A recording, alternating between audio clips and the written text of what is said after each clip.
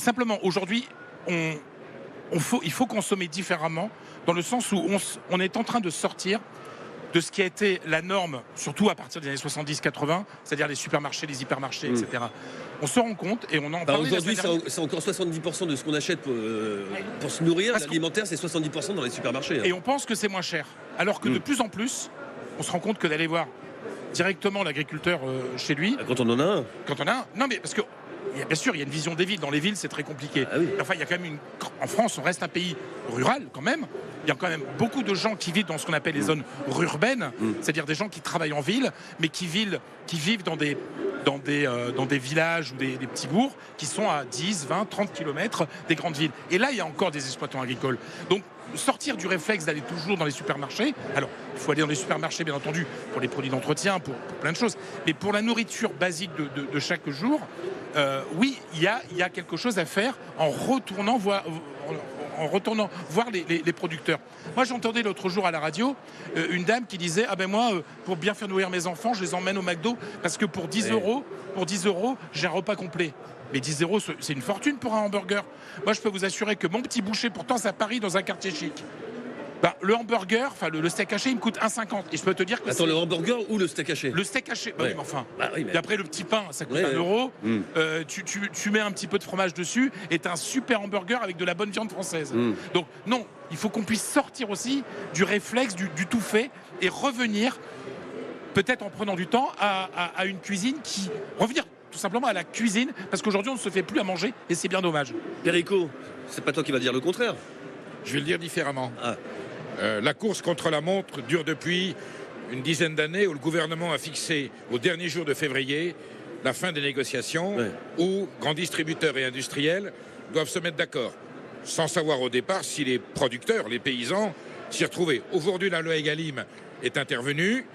Aujourd'hui, les distributeurs, ils savent, on leur a imposé un bénéfice. Ils ne peuvent pas faire moins de 10%. Donc ils ne pleurent pas, ils feront pas 9%, ils feront au moins 10%. Et ensuite, il faut qu'ils se mettent d'accord avec les producteurs qui, eux, doivent se mettre d'accord, avec les transformateurs qui, eux, doivent se mettre d'accord avec les producteurs. L'important, c'est quoi? C'est que tout soit vendu et produit au juste prix et que chacun s'y retrouve. Ensuite, on fait allusion pas aux classes moyennes qui ont toujours la possibilité financière d'améliorer et de payer un peu plus, même si la tendance, c'est quand même depuis une compliqué, quinzaine d'années, y compris chez les gens très riches, parce qu'on c'est d'acheter parlait, je sais le moins cher possible. On change d'alimentation, d'accord, j'ai compris. On essaie de s'alimenter autrement, on revient à ce qu'on vivait, enfin aux valeurs et aux réflexes qu'on avait il y a encore 30 ou 40 ans.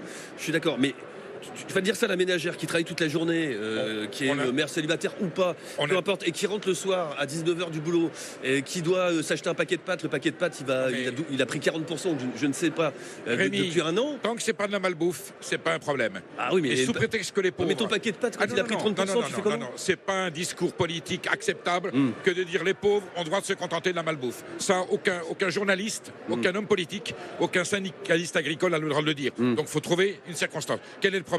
C'est le mode de fonctionnement de l'agriculture française. Depuis 50 ans, parce qu'elle est florissante, parce qu'elle est puissante, on s'est consacré à l'exportation compétitive de produits industriels transformés.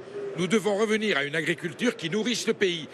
Aujourd'hui, la France dépend de l'étranger. Le fait que la France importe des aliments, mais c'est comme si le Groenland importait de la glace ou le Sahara du sable. C'est aberrant. Donc on revient à un modèle agricole qui satisfasse la totalité de la demande française, et il y aura toujours des excédents de qualité pour faire du chiffre d'affaires au commerce extérieur. Pour l'instant, on n'y est pas du tout, et l'année prochaine, ça sera pire que cette année. Allez, nous sommes en direct toujours du stand des Hauts-de-France, du Salon de l'Agriculture. On parle de la flambée des prix dans l'alimentaire, flambée actuelle et encore à venir dans les semaines qui viennent. Est-ce que vous parviendrez à faire face? Vous nous appelez au 32-16 et on rejoint Julien au 32-16. Bonjour Julien. Oui, bonjour à tous. Merci de nous rejoindre dans Estelle Midi sur RMC Story. Julien, 41 ans. Vous nous appelez depuis Marseille, c'est ça? C'est ça. Enfin, je suis à côté de Marseille, mais je travaille sur Marseille depuis plus de 10 ans. D'accord. Julien, vous êtes célibataire? Vous avez des enfants? Non, je suis marié, un enfant, un chien, un chat. D'accord. Est-ce que vous parvenez à faire face à la flambée des prix, et est-ce que vous parviendrez à faire face à la supplémentaire qui nous arrive là?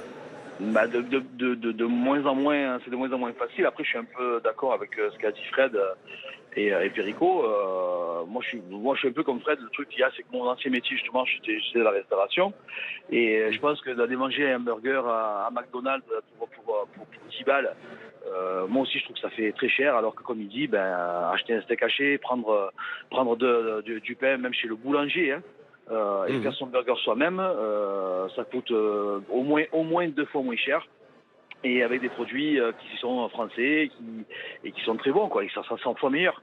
Après, aujourd'hui, voilà, moi je suis d'accord avec Perico et avec vous, dans le sens où c'est vrai que le soir, voilà, tu rentres du boulot, t'as pas forcément envie de faire manger tous les soirs, t'es fatigué, tu récupères la petite, tu donnes le bain, tout ça.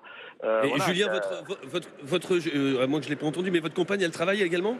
Oui, bien sûr, oui, bien sûr, elle travaille aussi, ouais. Elle Ouais, travaille c'est ça, aussi, mais... parce que avec Fred, c'est ce qu'on disait tout à l'heure. Moi, je l'entends et je partage cet avis. Il faut essayer de retrouver des réflexes qu'on avait avant pour payer moins cher. Je pense que 3 pommes de terre, on fait une purée, ça coûtera toujours moins cher qu'une pomme de terre en flocons qu'on achète dans le commerce. Complètement.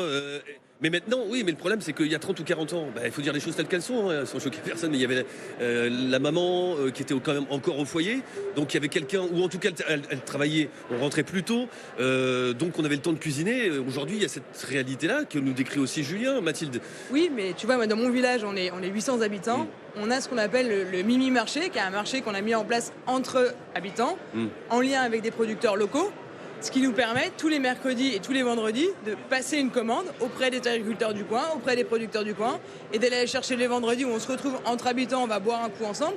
Ça se passe très bien. Qu'on ait fini de bosser à 19h, hommes et femmes, ça marche très bien. En zone rurale, je pense qu'il y a un enjeu en effet sur les zones urbaines et périurbaines où il y a ce réflexe. Il y a le transport, il y a le temps de transport. Exactement, d'aller encore vers le supermarché, l'hypermarché. Et je pense que ça, à nouveau, moi je suis complètement d'accord avec ce que disait Fred, où au final on est plus d'accord que ce qu'on pensait, je pense, initialement.